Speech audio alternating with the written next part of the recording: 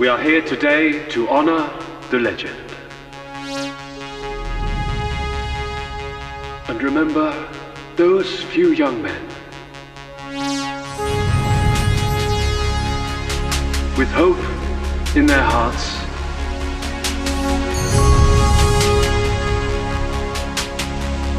and wings on their heels. Party welcome to one and all. We're back in the car for episode 187 of the Confessions of a Not So Dangerous Mind podcast. I'd like to thank you for taking this ride home with me on this Wednesday here in New York. If you check out this episode on the YouTube channel, enjoy it. Haven't done so already, please click like, subscribe, comment, share, turn on those notifications. Or if you end up catching this episode on the audio platforms such as Spotify or iTunes, same general rule applies. Click like, subscribe, share, and turn on those notifications.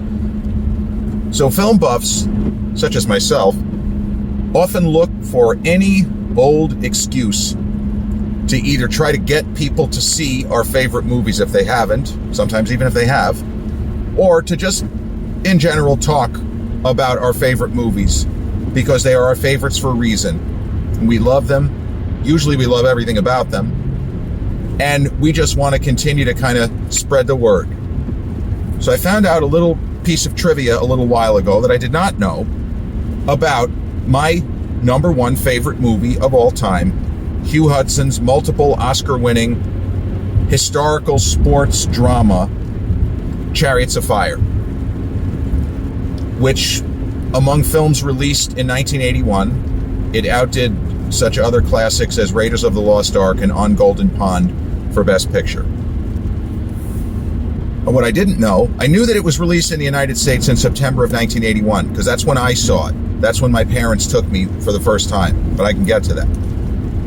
What I didn't know is before any kind of premiere in England, they had a screening. It appears that they had a screening for the royal family. Well, that's something. It's called a royal command performance. That's how it's worded. And that would indicate that, I don't know if it was Sir David Putnam, who was the lead producer and the kind of the point man on this film. He was the guy who collected the Oscar for Best Picture. But if that's exactly what happened, what that would indicate is they had a very high level of confidence that this movie was a home run, because they would not show just any old film in that setting. But the official premiere date, when the movie actually hit theaters in England, was May 15th of 1981.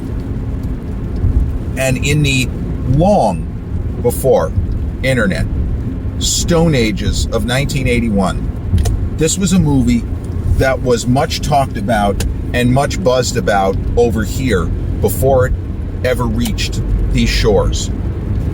And I mentioned this on an earlier podcast. My parents didn't take me to the movies that often. They didn't go to the movies that often. My dad is as big a movie fan as anyone, but he was always working. He liked to come home after, a hard day of grinding, crunching numbers. He liked to watch the Yankees, but he also liked to watch movies, and he didn't really see a point, especially after a long day or a long week. Well, let's now go out to the movies. For plenty of people, that's how they relax. This is a judgment-free, Planet Fitness here. This is a judgment-free zone. Not making any judgment. This is just the way that it was for him. At the end of his day, he would never go to the movies. He would just want to unwind, relax, a few laughs if there was something funny on TV, or go crazy over the Yankee game, whatever it might be. He didn't go to the movies nearly as much in his younger days, and in this instance, I mean more like 30s and 40s, than he did when he was retired. Retirement, Alan Philip Cohen went to the movies a lot. His lady friend, they went at least twice, 3 times a month. And sometimes he and I, especially in the 90s, when things maybe slowed down and he was a little bit more settled on a lot of fronts, we saw a lot of movies together throughout the decade of the 1990s. Chariots of Fire was a film that was heavily discussed long before it got here. Now, I didn't know any of this. I was 7 years old. This is not the kind of thing that I was plugged into. I was a little kid.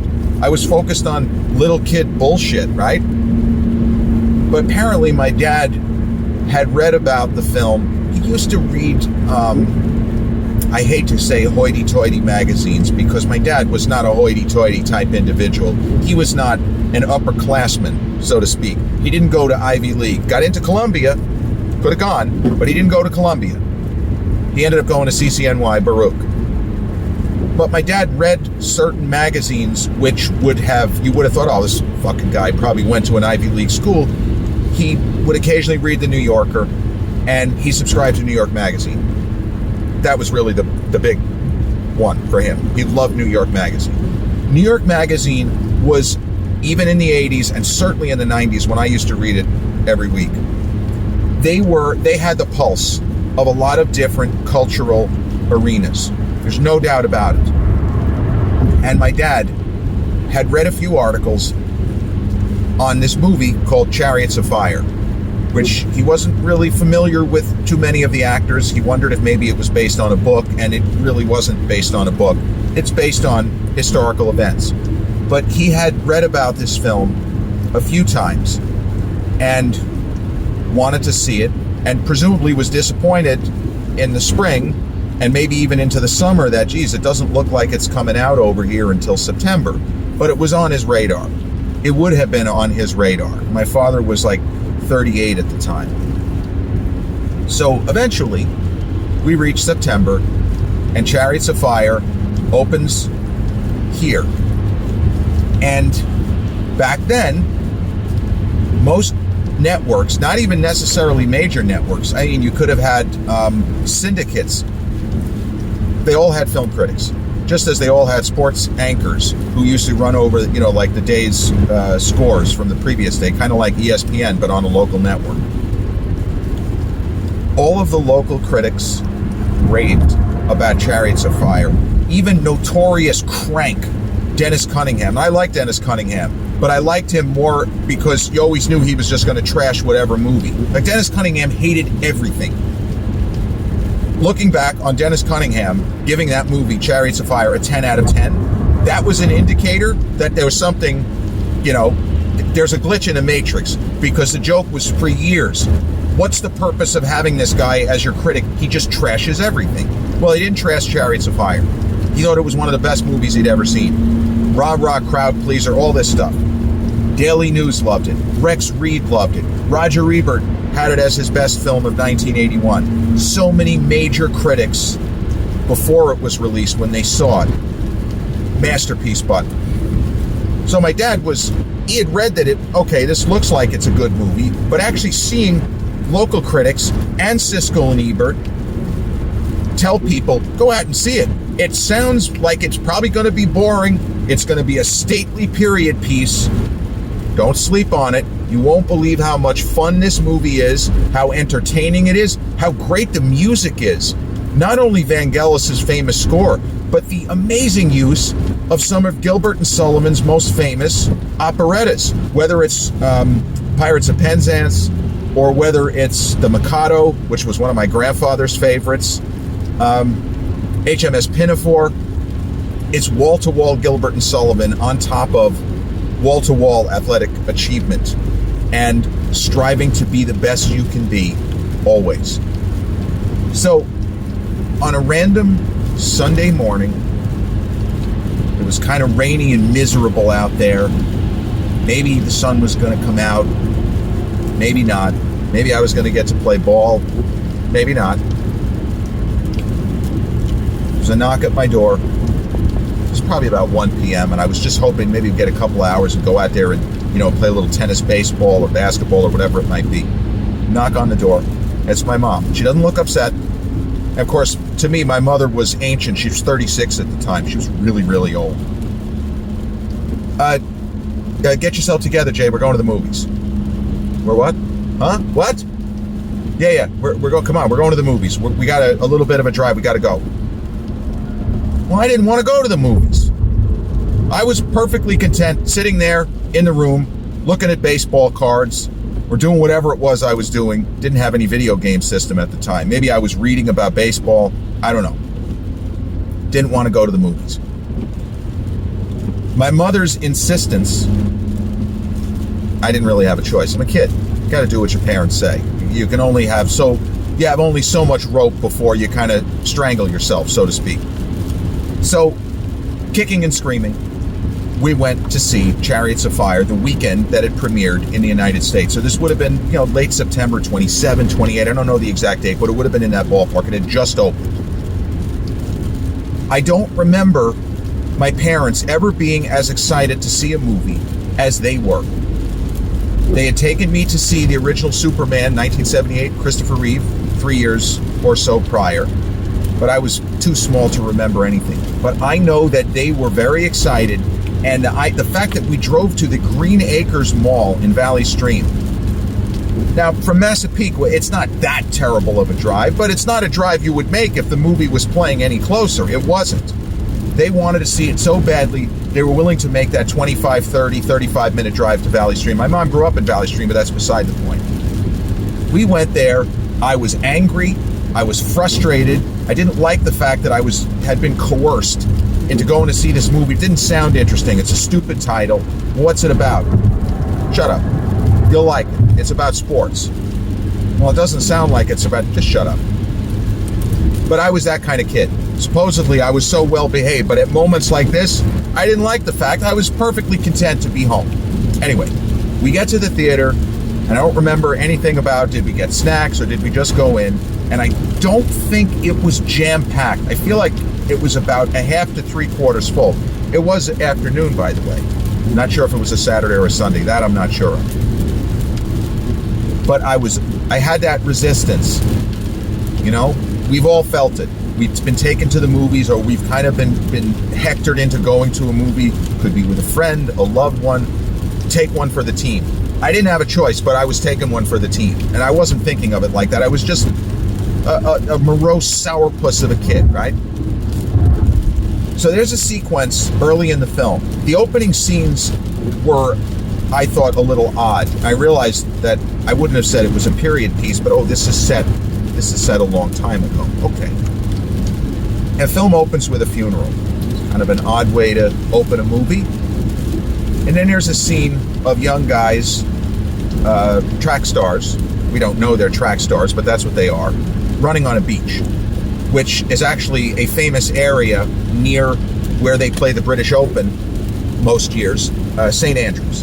And I didn't know any of this. But the guys running on the beach I thought was interesting. And I started to become less aggravated because there was something about the energy of what I was seeing and the fact the movie looked so good, just visually. It was arresting. It was beautiful to look at, even for a kid. This was something I hadn't seen before. So guys on the beach, I stopped being mad and I began to become at least a little bit intrigued. From there, we meet a main character, Harold Abrahams, and he's Jewish. There's another thing piqued my interest. I wasn't expecting that. And I don't know that my parents were necessarily expecting that either. And then we have a couple of minutes where not that much happens, but as an older person, there's a lot of very interesting historical exposition, but a lot of interesting historical tidbits and facts about World War I and the way Britain had gotten the shit kicked out of it during World War I, as had France, and that there were a lot of very young people who had been horribly wounded and disfigured during war. They're a little salty about it. Didn't really get what they should have, that kind of thing. Now, none of this made any impression on me. It went right over my head. Didn't see any of it. But then there's a scene early in the film, and you can Google this. It's called the Trinity Court Dash. Harold Abrahams goes to Cambridge, basically. And very early in the movie, he takes part in an athletic contest where he attempts to run this huge quad on the campus. There's a clock that's already hundreds of years old as of 1920. And the idea is he needs to run from point A to point A, literally, in the time it takes the clock before the clock can strike from 1 to 12. And I wasn't expecting something like exciting so early in the film. And I just thought, wow, that's really cool. There's no running track. He's just going to be running around an area that normally people would just be walking. They wouldn't be running here. And then another character shows up. It's a character played by the terrific, also British actor, Nigel Havers, who famously worked with Spielberg in Empire of the Sun. He kind of plays Christian Bale's protector in that film, the Doctor. And he shows up, and he introduces himself, although I think that he and Harold know each other. Ben Cross, of course, one of the most underrated performances in film history, if you're asking me, as Harold Abrahams. But the two guys, neither one knew that the other was a track star. And they both take part in this attempt to beat the Trinity Court Dash, which has not been done for I don't know how many centuries. Maybe it's never been done. Since the 16th century, who knows? The scene of them running and trying to, essentially they're playing beat the clock is what they're doing. There was something about the energy in the scene, the spirit of fierce competition, but friendly competition. All of these elements hit 7-year-old me in a way that I had not been hit before by a movie. And I had seen Grease. As I say, I had seen Superman the movie, and I loved both of those. But this was hitting me different. And at a certain point during the Trinity Court Dash, I forgot I was in a movie theater. And I had what amounted to an out-of-body experience. It's the only time in my movie-going life. Now, I've had goosebump moments seeing The Truman Show. At the end of The Truman Show, after Jim Carrey's final bow, goosebumps. Pulp Fiction, seeing that in theaters. When I realized that the coffee shop that Jules, and Vince Vega, that they're in the same coffee shop that Tim Roth and Amanda Plummer are about to boost. I got the chills. The chills indicating in some way I was in awe of a movie's brilliance, that it was working on me at a level that 99.9% of films don't approach. Well, Chariots of Fire, 7-year-old me, I was transported to another world, to another realm, to another dimension. It is the only time that I've ever felt as if I stopped watching a movie in a theater and I became an active participant in the story. I completely blanked for the next hour and 40 minutes. I was so absorbed and enveloped in the story. I ceased to be aware of my surroundings. And when the lights came up at the end of the film, I was crying. It's so strange. The movie never fails to move me to tears, even though it is not a sad film. This is not a movie of enormous depressive aspects, such as, for example, with Adrian Brody's Oscar-winning performance as Vladek Spielman in The Pianist. It's not that kind of movie, and yet 7-year-old me was crying his eyes out as the lights came up, and all I knew was I wanted to see it again. I remember thinking to myself, I wish that they would just run the movie again. Holy crap. I didn't say holy crap. But what I was saying was, that is the best movie that I have ever seen. At age 7, Chariots of Fire, and I didn't have much frame of reference or much of a library that I had seen, but it was my all-time favorite movie. And I told everyone at school, yeah, all have to see this. It's unbelievable. A lot of people saw it. They were dragged by their parents, and most of them didn't like it. Jeremy, this is the most boring movie I've ever seen. Giggle, giggle, giggle. It was my favorite movie of all time on September 27th, 1981. And here we are, May 15th, 2024, 43 years after that fateful day where my parents, spur of the moment, looked at the newspaper, realized, holy crap, it's playing in Valley Stream, we're going. And luckily for me, they dragged me to see it. Because I feel like it maybe the first time it wouldn't have hit me the same way if I caught it on HBO. There was something about being in the theater, the music, the magic, the all-encompassing experience of the sound in general, and the we kind of sat at, my memory is we were kind of up relatively close. It was just overwhelming in the best sense. 43 years to the day, or well, not to the day, but 43 years later, it is still my favorite film of all time. And it is a movie that I have argued in favor of back in film school, NYU, and it was a little bit different. There was never any nastiness. When people were saying, come on, Jared, you got to admit, Raiders of the Lost Ark should have won Best Picture. No, 1,000 times no. No, I love Raiders of the Lost Ark, but Chariots of Fire was a deserved Best Picture winner that year. It's not a knock on what Lucas and Spielberg did, but Chariots of Fire, for me, purely subjective, for me, this is my movie. This is the one movie that I have recommended to more people than any others, that I have tried to get people to like, that I am hurt when they don't, or when they refuse to see it on general principle. This is my movie. And historically, it's not considered one of the best picture winners, but my perception is that the consensus is that it was not an unworthy Best Picture winner. Like I've read a number of, and this within the last year or so, where there's some critics and various articles where they discuss, they kind of rank the Best Picture winners of the 80s. And there was a time where Chariots of Fire would have been down, like way down on the list, maybe the least worthy or second least worthy. But the last ones I saw either had it in the middle or towards the top. Whereas movies like Out of Africa have not aged particularly well. Terms of Endearment has not aged particularly well. And Ordinary People shouldn't have won Best Picture, but only because that's the year of Raging Bull. Ordinary People, I think, is a fine film. But Chariots of Fire is an extraordinary work, even though the main theme by Vangelis was played to death and has been played to death. There's nothing you can do about that. It was just it was a sort of tune that it hit the zeitgeist in the long before the internet era, where everybody knew about it. Many people who couldn't stand the film knew the music and liked the music. They just hated everything else.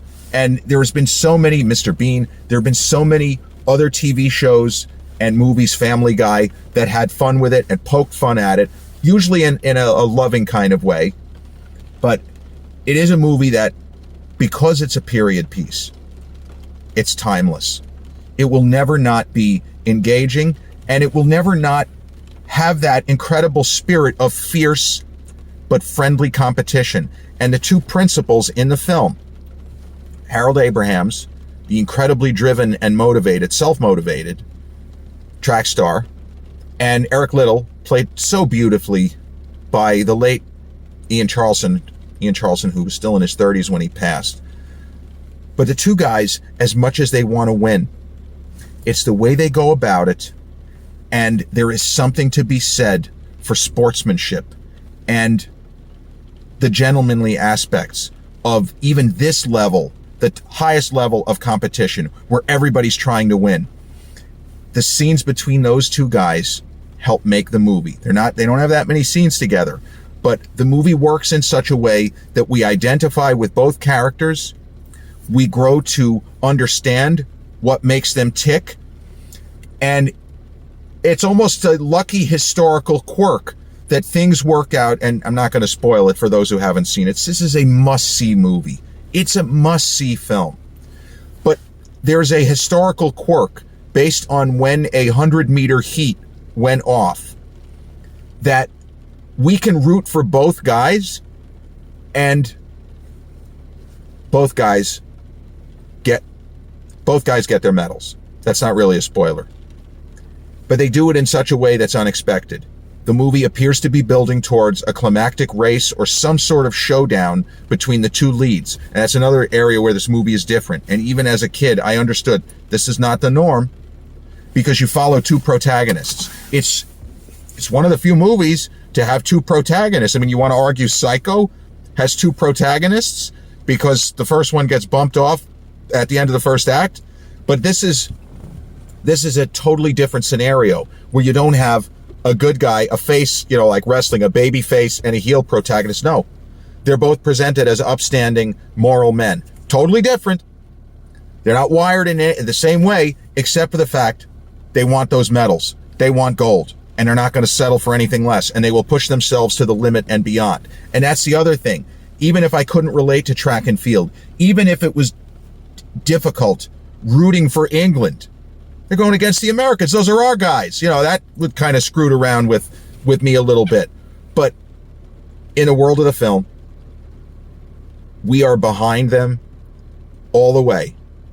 And the history allows the film to have their triumphs, that each man has his way, not at the expense of the other. And the moments of kind of brotherhood towards the end of the film, just gold, pure solid gold. And it is certainly considered to be in probably the top 5 to 10 of movies made in England. And I think it's an incredible film. I have read a lot of reviews, and I've seen some reviewers on, on YouTube and on social media talk about, we don't understand how this film won Best Picture. Why was it so overpraised? They just completely missed it. There is so much going on in that film that you're not going to catch the first time through.